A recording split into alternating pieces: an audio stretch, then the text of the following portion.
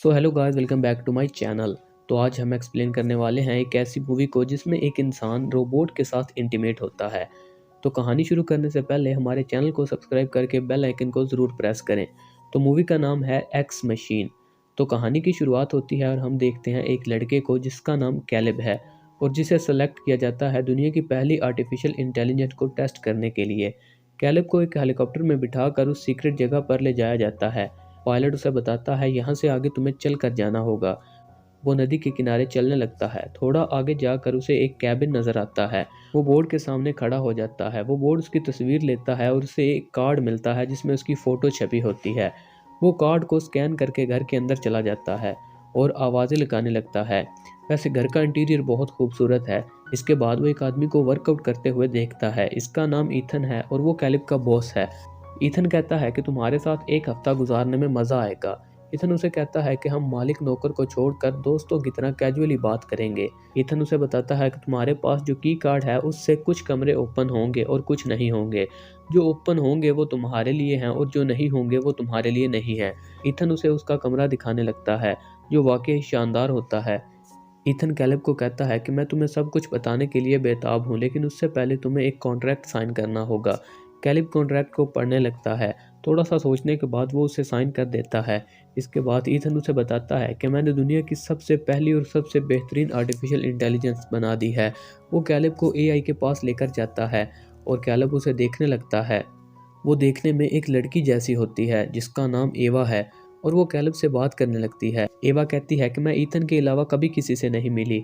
Caleb उसे कहता है कि हम एक दूसरे से फ्रैंकली बात करते हैं। कैलिब उसे कहता है कि कुछ अपने बारे में बताओ। एवा कहती है कि तुम मुझे देख सकते हो, मैं एक मशीन हूँ और मेरी उम्र एक है। कैलिब कहता है एक दिन या एक साल। वो कहती है सिर्फ एक। ईथन कैलिब से पूछता है कि आज की मुलाकात कैसी रही।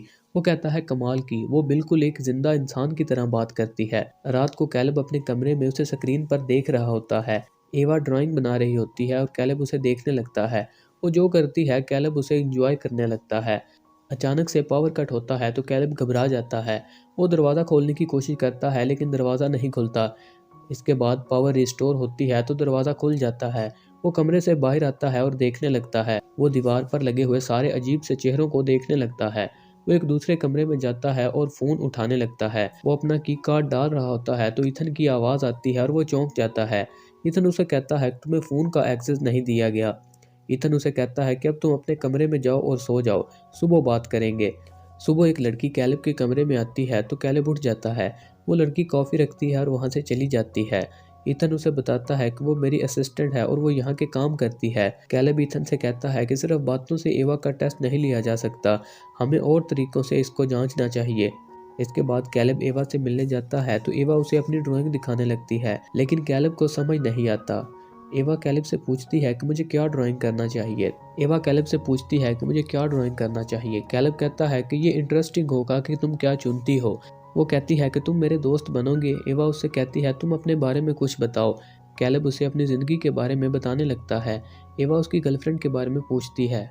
कैलिब कहता है कि मेरी कोई गर्लफ्रेंड नहीं है। इसके बाद पावर कट होता है तो एवा उसे बताती है कि ईथन तुम्हारा दोस्त नहीं है और वो एक अच्छा इंसान नहीं है, उस पर भरोसा मत करना।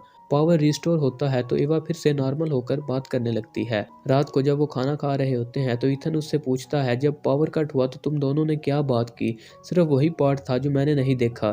कैलब उसे कोई और कहानी सुना देता है, वो उसे सच नहीं बताता। कैलब अपने कमरे में बैठकर एवा को स्क्रीन पर देख रहा होता है।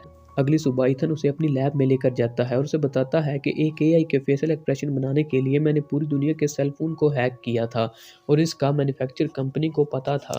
ईथन कैलिब को एवा का दिमाग दिखाने लगता है। अगले दिन कैलिब फिर से एवा से मिलने जाता है। वो इसे ड्राइंग दिखाने लगती है तो कैलिब एवा से पूछता है कि तुम इस रूम से बाहर निकल कर कहाँ जाना चाहती हो। तो एवा उसे बताती है कि मैं किसी बड़े शहर के रश वाली गली में जाऊंगी जहाँ पर बहुत ज़्यादा लोग हों। एवा कैलिब को कहती है कि मुझे तुम्हें कुछ दिखाना है। वो अंदर जाती है और कपड़े पहनने लगती है। जब वो बाहर आती है तो बहुत खूबसूरत लग रही होती है, बिल्कुल एक असली लड़की की तरह। एवा कैलिब को कहती है कि मैं तुम्हारे साथ डेट पर यही कपड़े पहनकर चलूंगी। रात को कैलिब ईथन से पूछता है कि तुमने एवा को सेक्सुअलिटी क्यों दी। ईथन उसे बताता है डूड वो सेक्स कर सकती है, उसकी टांगों के बीच एक सुराख है और उसमें सारे सेंसर लगे हुए हैं।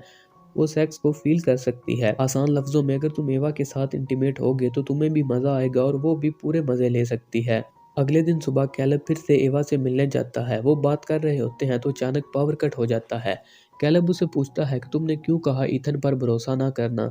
एवा कहती है क्योंकि वो झूठ बोलता है, हर बात जो उसने तुम्हें बताई है वो झूठ है। कैलब उसे कहता है कि तुम्हें नहीं लगता कि पावर कट होने के बावजूद ईथन हमें देख रहा है।